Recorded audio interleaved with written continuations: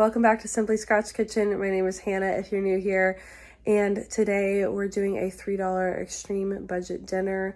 I wanted to try and put this together for anyone who is really in a pinch or just needs to save some money on groceries this week and just try to kind of really stretch your budget in a time when food is really expensive. And I thought we were gonna do a beans and rice dinner because it kind of gets a bad rap, but it can be so filling. It's a complete protein packed with fiber and tons of nutrients. And I'm going to show you a way to make beans and rice that you may never have tried before. I love it. My kids love it. It makes about 6 to 8 servings. So you can feed so many people with this and everyone will be left really full when you are done. As you'll see, my kids could not finish their portions and we had tons of leftovers. So I'm going to show you what I've got and how we're going to prepare this meal. I got my pinto beans washed and I'm adding them to my Instant Pot. This is one of my favorite ways to cook them. I just added about 4 cups of water here and a good amount of salt.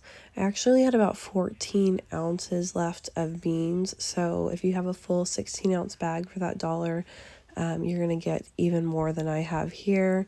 I did do a little garlic powder because I want to turn these into refried beans, and just about a tablespoon of some kind of fat. I used butter. To get started on my Spanish rice, I just have about a tablespoon of oil heating up in my pan. We're going to toast the rice. That's what gives it that really nice flavor and texture. And I used 1.5 cups of rice, which is less than 1 bag. So we're only paying about 60 cents for all this rice. I'm using chili powder, garlic powder, and then of course some salt for my main seasonings in this. If you have cumin, you might like to use that as well.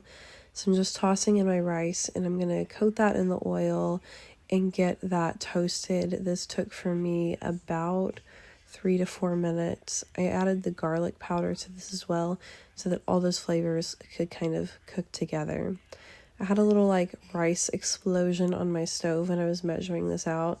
This is a very real video. I make a mess while I'm cooking. It's sort of my hallmark. So I did decide to also add some onion powder here as well because some recipes call for diced onion, which would be great. I didn't have it on hand and I wanted to make this just really extra budget friendly. But if you have an onion on your shelf, I think that would be a really great flavor as well. Once the rice is all toasted, I am adding 1.5 cups of my stewed tomatoes.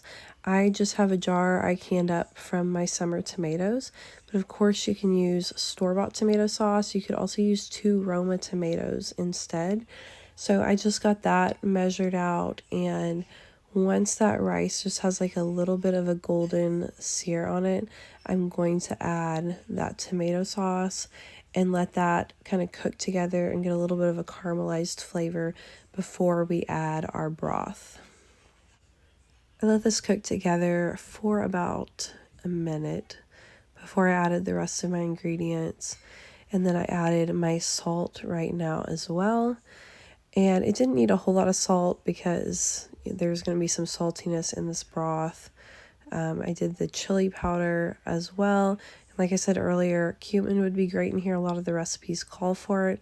I just didn't have any on hand and the flavor turned out perfectly fine. So really just use what you have here. The tomato and toasting that rice is going to give you the bulk of that Mexican rice flavor. Now we're going to stir in the 2 cups of broth that you need. Really use whatever you have on hand. Use broth from your freezer. Use bouillon powder, whatever you've got, chicken, vegetable, any of it will work just fine. And we're going to mix this together, bring it to a simmer, and then cover and cook for 20 minutes.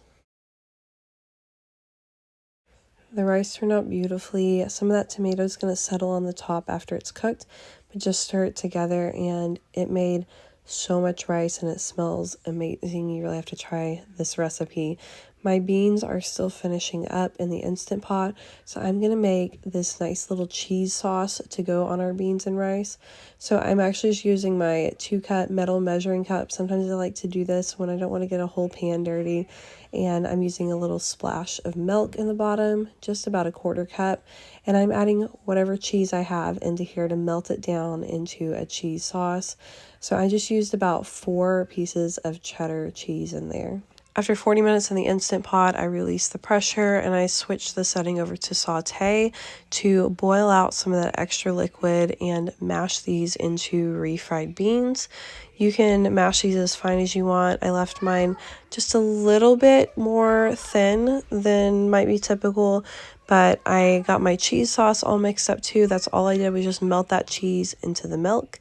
And now I'm serving up my rice on the bottom of the bowl, and then I'm going to add my beans to the top of this, just like you would eat normal rice and beans, but I think this is really good together like this.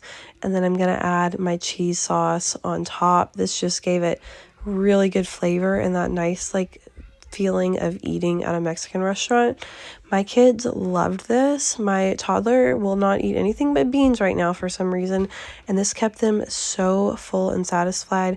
I could hardly finish this whole plate. We ended up getting 8 servings for right at $3. I hope you'll give this meal a try and see how good it really is and how full everyone will be when you are done. Of course, it's going to save you a ton of money and is really accessible regardless of your budget. Let me know down below if you like these $3 budget dinner meals, just so I can know like if we want to keep doing this and maybe try to come up with some more ideas for you guys. Thank you so much for watching, and I will see you next time. Bye-bye.